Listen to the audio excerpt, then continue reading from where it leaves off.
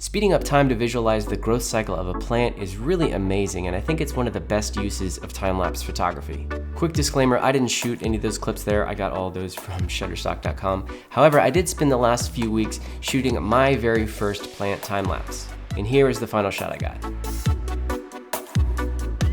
In today's video, I'm going to show you step by step how I shot this time-lapse, and I'll get into a few of the lessons that I learned along the way.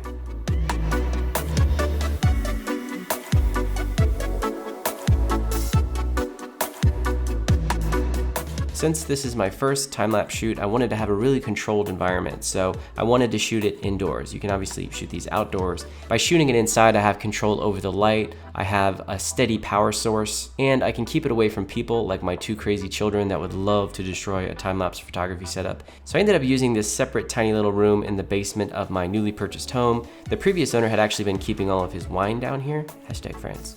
Now, it would be nice to have like a simple black or white backdrop, but I actually really like the look of the background down here. So when you're shooting a long time lapse like this, it obviously requires a lot of equipment. Here's my checklist of materials. For the camera, I had an old Canon 7D DSLR lying around, not being used, so it was perfect. I've got my power supply.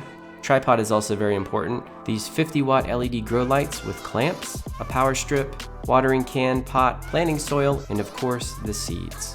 So the Canon 7D is really perfect to shoot time-lapse photography as it has a built-in interval recorder. The camera is going to be powered via wall power, so I don't have to worry about switching out batteries. Time-lapse plus batteries equals bad. And naturally the camera will be resting on a tripod to keep things silky smooth.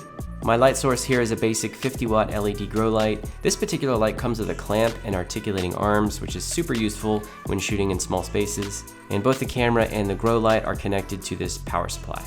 Now, naturally, your materials are probably going to differ a little bit from mine. Don't get too hung up on having exactly the same things that I have. The key is to focus on the techniques of how to shoot the time-lapse. As you go through the process, you're going to get better and you're going to figure out what specific equipment you need. Now, it's hard to do a time-lapse if you don't know anything about plants. It's important to figure out the type and amount of light that your plant needs, as well as the time it's going to take for your plant to grow. Since I'm a newbie to the plant game, I went with garden cress. This is great to start off with because it grows extremely fast, which allowed me to do the time-lapse over a relatively short period of time.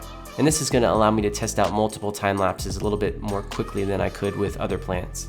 Camera settings are obviously really important when you're shooting a time-lapse. So for this first test, I shot one image every 20 minutes over the course of 16 days.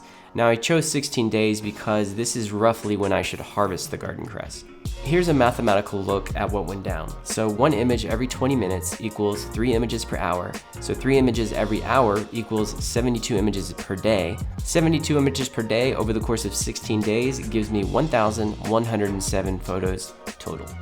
As you can see, there's a lot of variables that you can tinker and play with when you're shooting a plant time-lapse. These include the growth cycle of the plant, the recording interval, as well as the desired frames per second and length of the final clip that you want when you're going to play that back. Once you figure out the growth cycle of your plant, it's really going to help you determine how many images you want to capture every day or hour. Naturally, increasing the number of photos is going to make your time-lapse a little bit smoother. However, if your plant is taking a really long time to grow, you might not need to shoot that many photos. So you're going to need to shoot multiple time-lapses and really experiment to find that sweet spot for your interval. The interval recorder in my Canon 7D allowed me to not only specify the interval, but also the total number of images. So it would essentially shoot that total number and then shut off. I set that to unlimited, this being my first one. I didn't know how many photos I was going to be shooting. But obviously, once I get some practice here, I can really get good at figuring out the correct recording interval for the garden cress. And then if I want a specific length for a final time-lapse in the future, it's going to be easy to calculate that. Another simple equation is you take your total number of photos and then you divide it by your desired frame rate that you're going to be playing this back at. That's going to give you the total number of seconds of your animation. Here I had 1,107 photos divided by 24 frames per second equals roughly 46 seconds. It's also important to remember, as with all time lapses, you're going to want to shoot in manual exposure with manual focus. And it's really important that I white balance here because you can see how yellow these grow lights are. So once the time lapse was shot, I took all of those photos off my SD card, copied them over to an external hard drive, and then I imported that entire folder into Adobe Premiere Pro. You can do that by going to File, Import, and then hit the Import Folder button. Next, I quickly created a sequence to match the resolution of my photos, which were pretty big. This can be done quickly by simply dragging a single photo to the New Item button and then deleting the photo out of the sequence once it's created. Now to place all of the images in the sequence together, I grabbed the folder and clicked on Clip, Automate to Sequence. Here in this dialog box, I can set the clip duration to 1 frame, and then I can turn off the transitions and clip overlay, and then voila, my time-lapse is probably ready for export, right? No. To give my time-lapse some movement, I actually nested this original sequence into a 1920 by 1080 HD sequence, and then animated it to bring it to life. The beauty of shooting the photos at such a high resolution gives me the option to digitally zoom and pan and animate that sequence. And if you really want to go crazy with your shot, you can time remap it. So here you can see the original shot, and then once I added some animation here,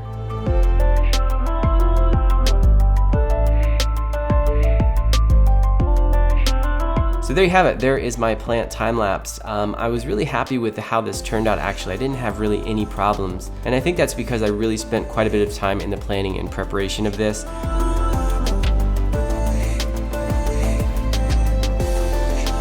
So one thing I always wondered about before shooting a plant time-lapse is how do you water it and how do you not mess up the shot by constantly having to take care of the plant? Well, one thing that I did is I started my time-lapse. I took that first shot at the top of the hour. So I knew that every 20-minute increments, there would be taking a new photo. So I could easily look at my watch and say, okay, it's not, it's not one of those intervals. So I can go into the room between those intervals, quickly add some water, and then get out of there. High resolution is key. This allows for the digital zooms and pans in post, so you need to be aware of the size of your SD card and how long your time-lapse is going to be, so you don't want to fill up that SD card in the middle of your time-lapse. And as you can see, this was a high enough resolution to really allow me to scale up and do these digital zooms and pans, which really bring the time-lapse to life. I wasn't a really big fan of the shallow focus effect that I got, and this is one area where it really could have screwed me up. You know, if you could get a little bit out of focus, the whole shot can be ruined and you can lose weeks of work. I would really try to increase that depth of field. A few times during that time lapse, I actually would hit the play button so I could review the photos, and I was trying to not move the camera, and I can see in the final time lapse that it does move a little bit, and I'm pretty sure that's when I was tinkering with the camera.